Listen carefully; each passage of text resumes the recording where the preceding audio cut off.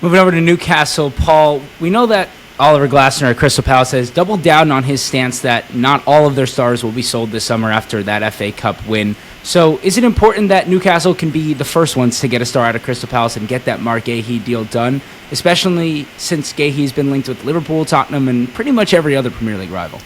Listen, Oliver Glasner can say what he wants, but he doesn't have the final say. That's him just putting the pressure on the owners. He wants to keep his squad intact. They've had a fantastic season. They had a really poor start to the season. Crystal Palace started extremely slowly. You look where they finished in the league. Okay, they had a decent Premier League campaign, but that's only thanks to the second half of their Premier League campaign. A first trophy and a first bit of silverware in European football is an incredible achievement. And the manager, of course, is going to speak out because he wants to grow himself, he wants to grow the club, and he wants to push the club forward. And going into Europe, they're going to need a strong squad of players. You know, the likes of Eze, the likes of Gahey, he's going to want to keep those quality players. And if Crystal Palace do want to move forward and they do want to join European football on a regular basis and compete on both fronts, then they're going to have to, not keep those players, but attract a similar type of quality. Gahey, with his contract, we speak about him quite often. He's done. He's going to go this summer. With 12 months left on his deal, they could have maximised the price of him for him 12 months ago when he had 24 months left on his deal. But now it's going to be a summer move. Pete will probably have a lot more clue or his ear to the ground as to where he's going to go. But Newcastle, Liverpool, they do look like two very good, convenient landing spots, and both teams need a player of his quality. Listen, Oliver Glasner, like I say, he can say what he wants, but the FFP, PSR and the owners of Crystal Palace will tell him what he can and he can't do. If I was the manager of Crystal Palace, I'd be saying I want to keep my whole squad because they've had a fantastic season, but I don't think that's going to be the case. And Pete, that right wing spot for Newcastle is an endless topic of discussion. It feels certain this summer they will address it. Bryan Mbeumo has been linked for the better part of 12 months to Newcastle and reportedly now the top target. Where does he fit in at Newcastle, or does it mean that both Jacob Murphy and or Harvey Barnes are on their way out? Yeah, I think he'd be a great fit. Obviously, the Newcastle recruitment team have identified Mbeumo for a long time now. He's been linked over the last couple of transfer windows. I think he could be a perfect fit for that right-sided forward that obviously Newcastle have been looking for. Jacob Murphy's done a very good job this season. Lots of goals, lots of assists, and has built up a seemingly good relationship with Alexander Isak as well. But look, if Newcastle are going to compete for silverware on a regular basis, they have to improve the squad. And for me, Mbeumo would definitely improve the starting 11 at St James's Park. Newcastle have got Champions League football to look forward to next season. That's going to take a lot of demands, and we've seen this season Eddie Howe uses almost the same squad every week. Although they've got a decent squad, he does rely on the same players almost week in, week out. And Mbeumo will add to his options. He could play up front, or he can play out wide as a wide forward as well. And I think he could be a real smart pickup by Newcastle. It's just whether they can get that fee agreed with Brentford.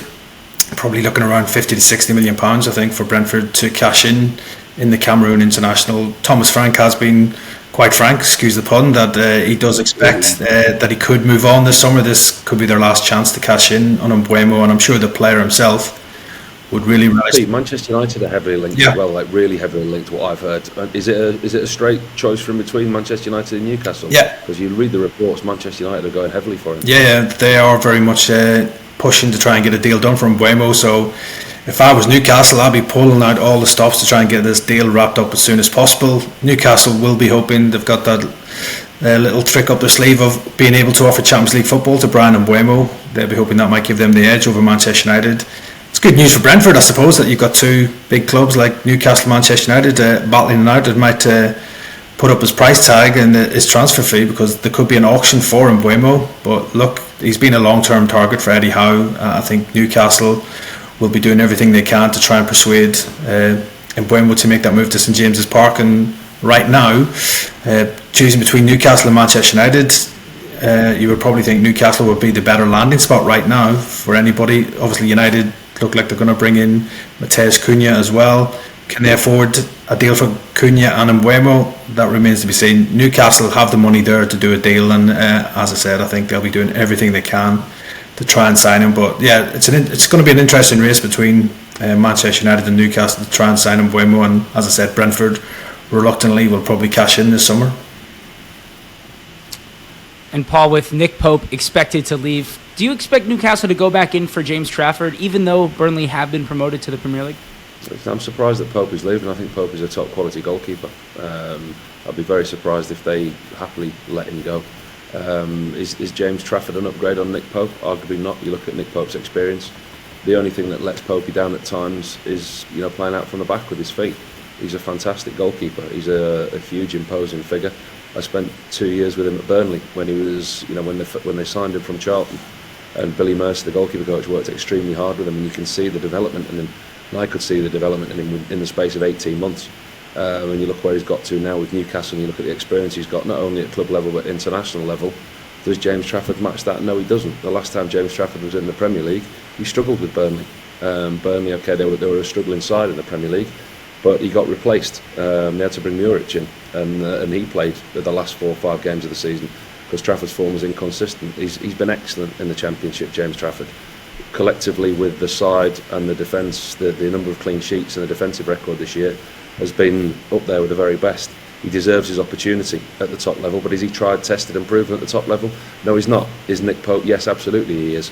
If Pope moves on, James Trafford could potentially be the future, but Newcastle will need 2 good goalkeepers going forward. How do you get experience if you're not given the opportunity, or you're not given the chance? That's kind of that bracket. Has he earned it? James Trafford, yeah, he's earned that opportunity. But like I say, it's what is it, 2.5 years on since he was last in the Premier League, and it didn't really work for him. This season he's had an outstanding season. He's a good quality young goalkeeper. Newcastle will probably overpay for him because Burnley are now in the Premier League. It won't be an easy transfer to do. I think he'd be a risk worth taking, but at the moment, I think my honest opinion is I think Newcastle would overpay. And Pete, another right-wing target has emerged in the last couple of days for Newcastle, Mohammed Kudus of West Ham, who had many links to the Saudi League potentially this summer as well. Could Newcastle afford a deal for the winger, because his price tag has been extraordinarily high? Yeah, I think they can afford a deal for Kudus. As it stands right now, probably Mbeumo is the top target for that right-sided forward position. Kudus is on the list. He has got admirers within that Newcastle hierarchy as somebody that they feel could come in and strengthen their attacking options.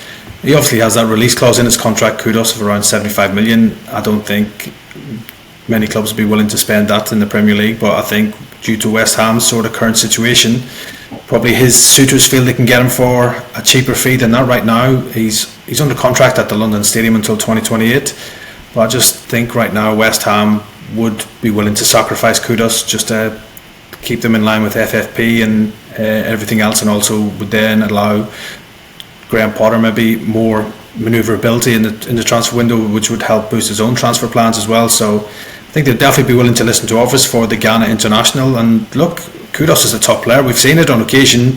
He's probably not been his most consistent this season, but he is a game changer for me. He had a great game against Liverpool a few weeks back at Anfield. There was a lot of talk then that Liverpool could be interested in him if Mohamed Salah had left, but obviously Salah went on to sign that new contract.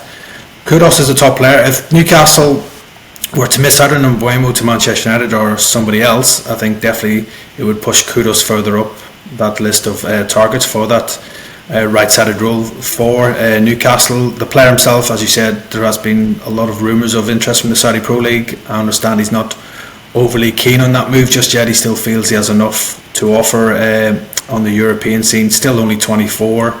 And obviously, if Newcastle were to come calling, the opportunity of Champions League football, I'm sure would be something that would appeal to Kudus. But yeah, on his day, he's a potential world beater for me, Mohammed Kudus. So if West Ham are open to selling him for maybe a reduced fee than the release clause, then maybe that does open the door for Newcastle to make a move for him.